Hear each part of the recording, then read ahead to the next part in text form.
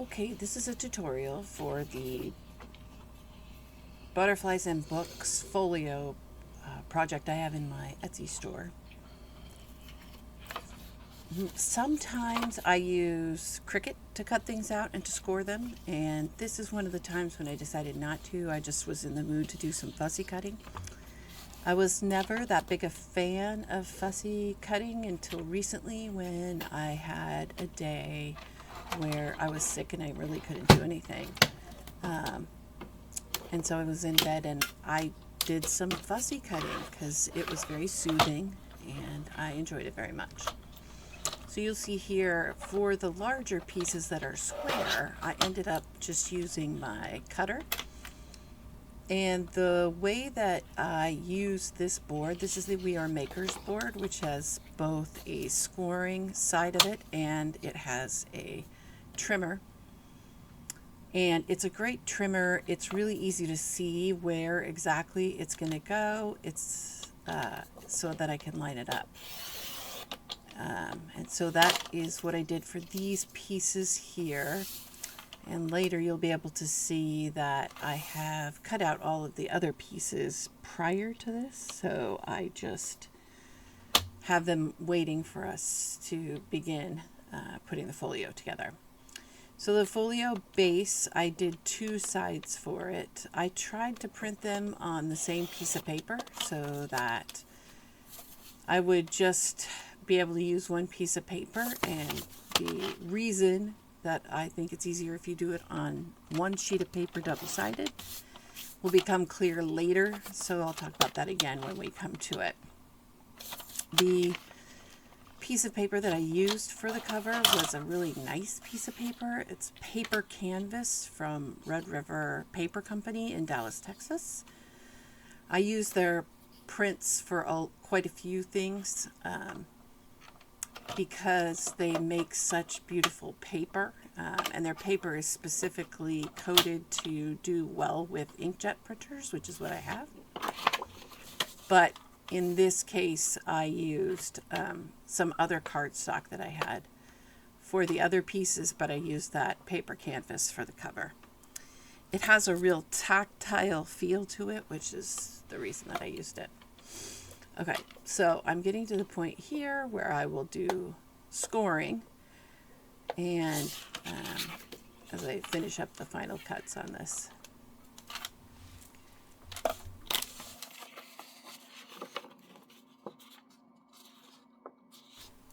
I will say that one of the reasons that I usually use my Cricut for this part is just the amount of time it takes to do all of this cutting. So now you can see that I've scored the paper, and I did it at 3-inch intervals, or thirds for the paper. I don't think it was actually 3 inches. And now it's it is a little bit scored on that one side, but I'm going to score it on this side. Now this board that I'm using, that little piece comes inside it. I decided while I was doing this that I wanted it to be a little bit wider at that one point, so that it will fold up into thirds, the brochure style, really nicely. This is one of those things that I spend a lot of time on thinking about. Is this the right way for the paper to go? Where do I want the folds to be? And you can see that I chose this one. I wanted to get all 3 panels in there the right way. And so then I use that paper base to decide how to score the paper that's going to be on the inside.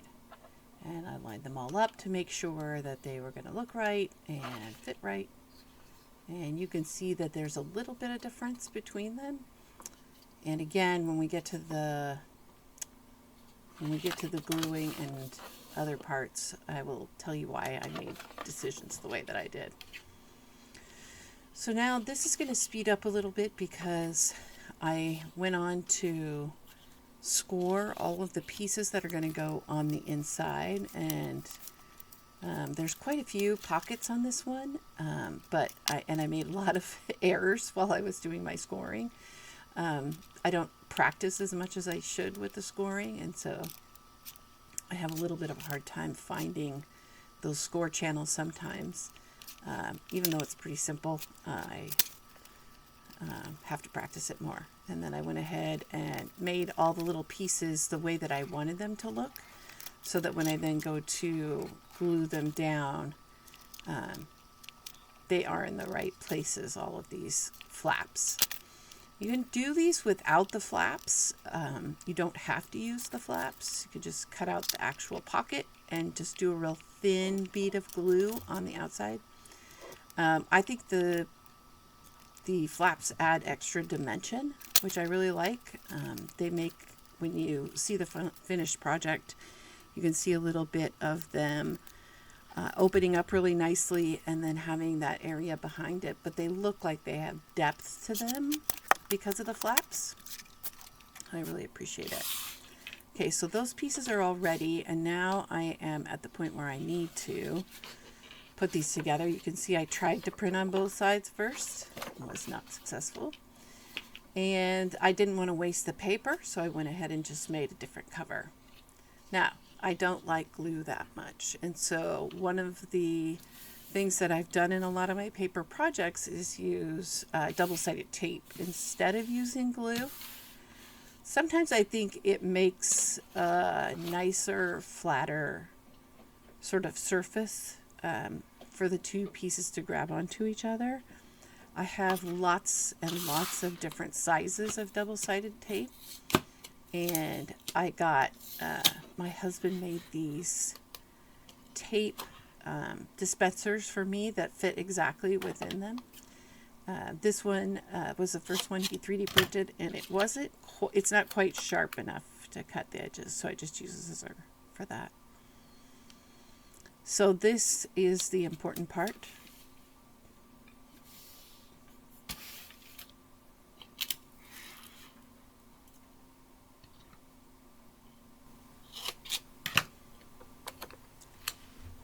So make 3 of these nice big ones. I kind of wish that I had put them closer together. You'll see why in just a second. This only makes it slightly challenging. Double-sided tape is pretty forgiving in terms of how to get off the backings of it, but once you put it down, it is down for good. And that is, as you'll see in a minute, that is the bad part of double-sided tape. And why I would recommend, if you're going to push 2 pieces like this, 2 pieces of paper together, glue is a little bit better because while it is wet, it gives you a little bit of forgiveness. So this is my favorite way to take off double-sided tape.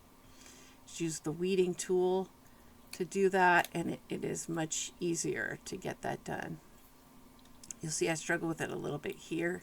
That has to do with the fact that that had ink on it, the back side of that page, and so the double-sided tape does not like to cooperate in that case. So you can see I just was able to pull off that middle one, and then I can smooth this part down and take off the backing there. And it's going to look really pretty and shiny in a minute when it's all up and running. But you'll see that when I go to make my connection of the 2 pieces of paper, first of all, you have to be sure that you're doing it the right way, the correct sides facing together. And then I am just not good at getting them to line up and then lay down. I've seen other people do it, and I'm very impressed. That is never going to be my strength, and you can see now it is done. It is already stuck to the other paper, and I can already see that I have gotten off track.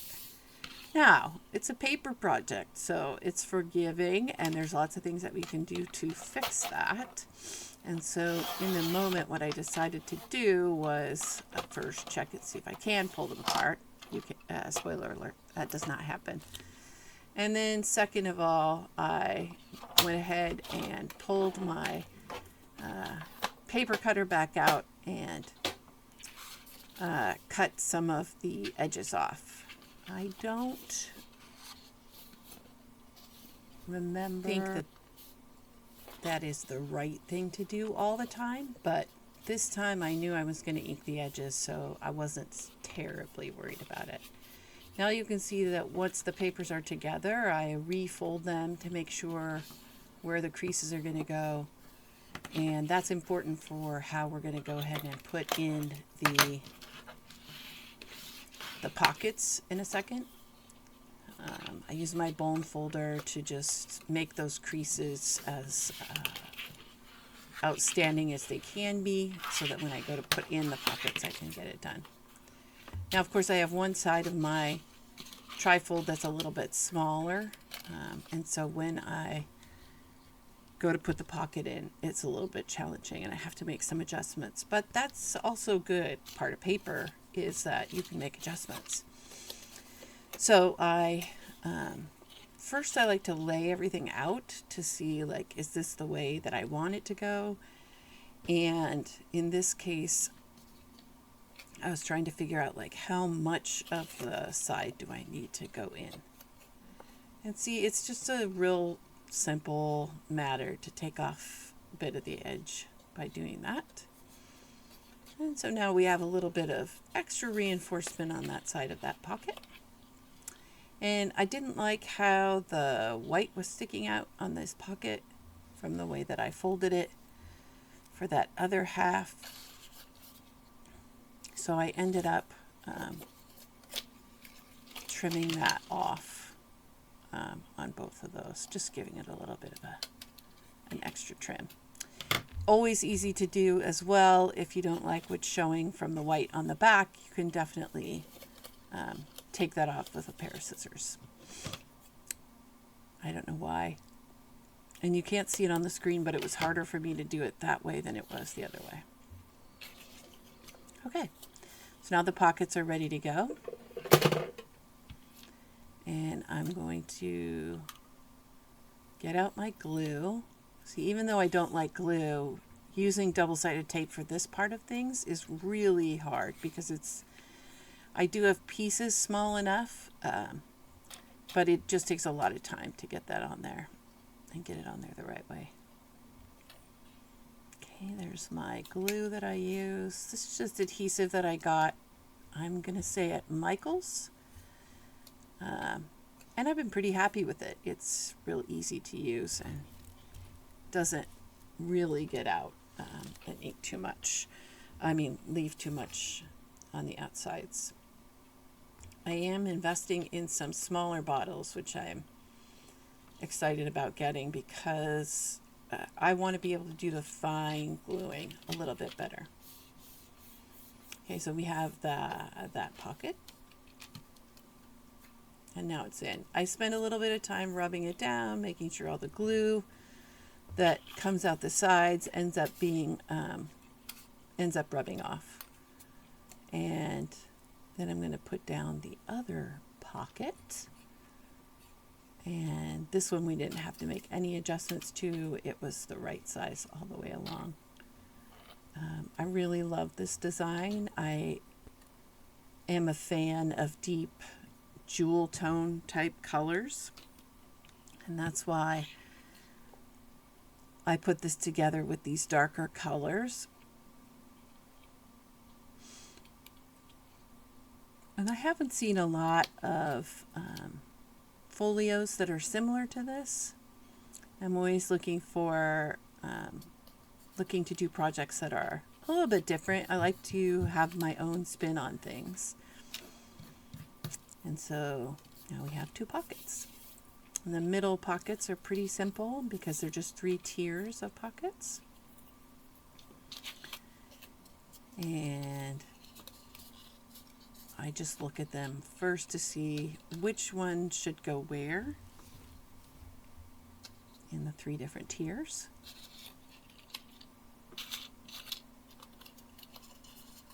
I like that flower image, but these other ones are so much more visually interesting that I decided that the one that's going to show the most is this one with the books, with the butterflies, with the tree.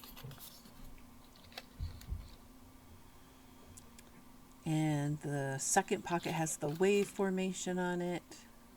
So pretty set that that's how I'm going to do things. One of the things with folios is to think about, what am I doing this for? Where's it going to go?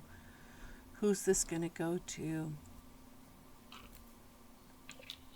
So I was thinking about what I wanted to put into my folio and how I wanted to give it some more personal touches. So I have cards that are going to go into all these pockets and tags, of course. And I felt like there could be some extra embellishments, but I did not do a lot of embellishing for the video. I just wanted you to see what the basic folio looks like, and give you one quick idea on how you can personalize it and make it your own. Yeah, so with glue, this is the other thing with glue, is you need to wait until it gets a little bit set, so that you know that it's not going to lift. I had that challenge on a project I was working on earlier today with book covers, but they all turned out beautifully. They just needed a little bit more encouragement to permanently bond with their cardboard. Okay, so now we have all of the pockets in. I'm going to finish up that final touch there. Give it a big extra push. You can see I'm making a lot of effort there. And then I'm thinking, what do I want to do with these little tags that are going to go in there? Do I want to go sideways? How do I want to put them in? I recently got some new markers, so I just decided I'm going to put little notes on these. So I picked some words and made sure they were dry. Just want to say one quick word about my bracelets. The 3 beaded bracelets are from my girls, and the Wednesday was, I had to go to a hospital recently to visit somebody, and it was Wednesday. It took me a minute to get those cut back off. So these are like encouragement notes or things that I would see putting into maybe a folio you're going to give someone. I love the idea of folios as greeting cards or gifts. And I don't recommend trying to put everything in the pockets right after you've glued them. I did that just because we were looking at a video. This tag is so pretty, and it deserves a nice word. Ah, yes. Hopes and dreams. This can also be a place where you would put your intentions for the year, or add some things in to remind yourself of what were you thinking about when you made this project? What was going on? What kind of things did you want to highlight? Not in just your life, but also what's going on in the world. And I'm a big fan of wonder.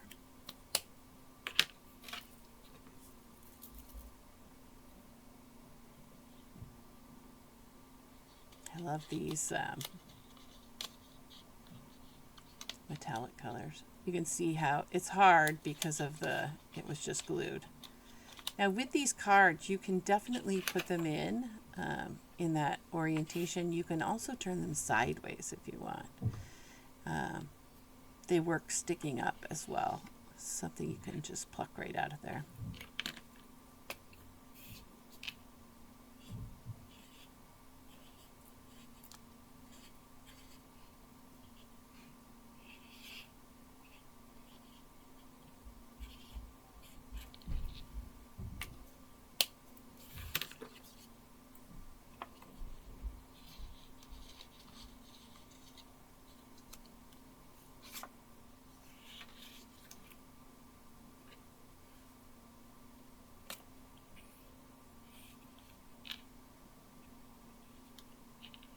Even when you're working with a kit or something that you printed to do, maybe from somebody's store,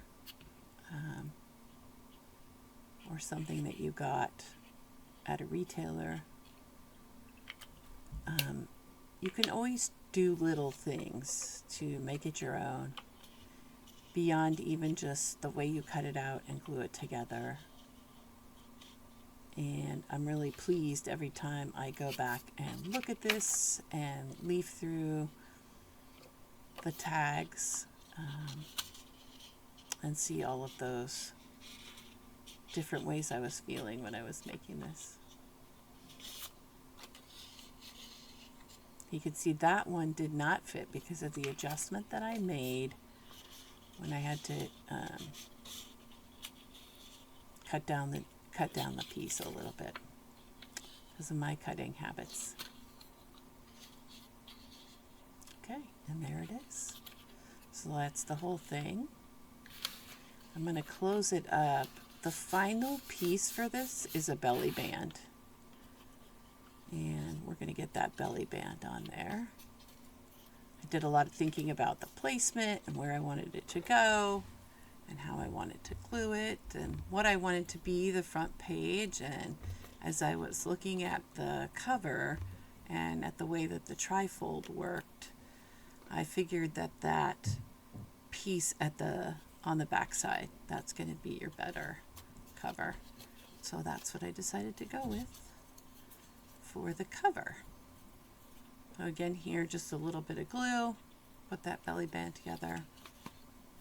I have a mixed feelings about the belly band, about belly bands in general, because they can be challenging to get on, and you'll see I have a little bit of a minute where I have to work through how to get it onto the project, but I do think that they really pull the piece together and they make it so that things don't fall out.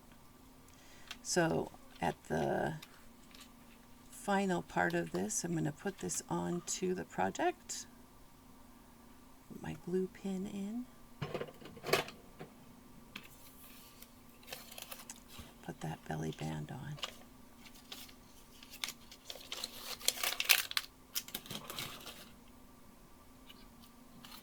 Of course, all the garbage is off screen. You can see I'm looking, which way should this go?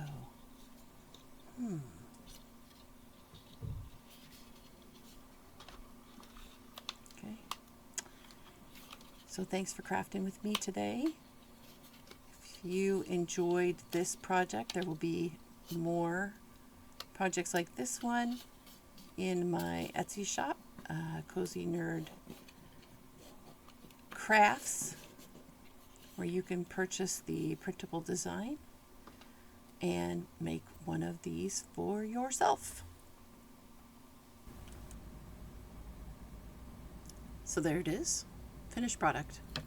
And we'll give you one more shot of what it looks like when it's done. And I like how it turned out. It's really pretty, and I love the paper.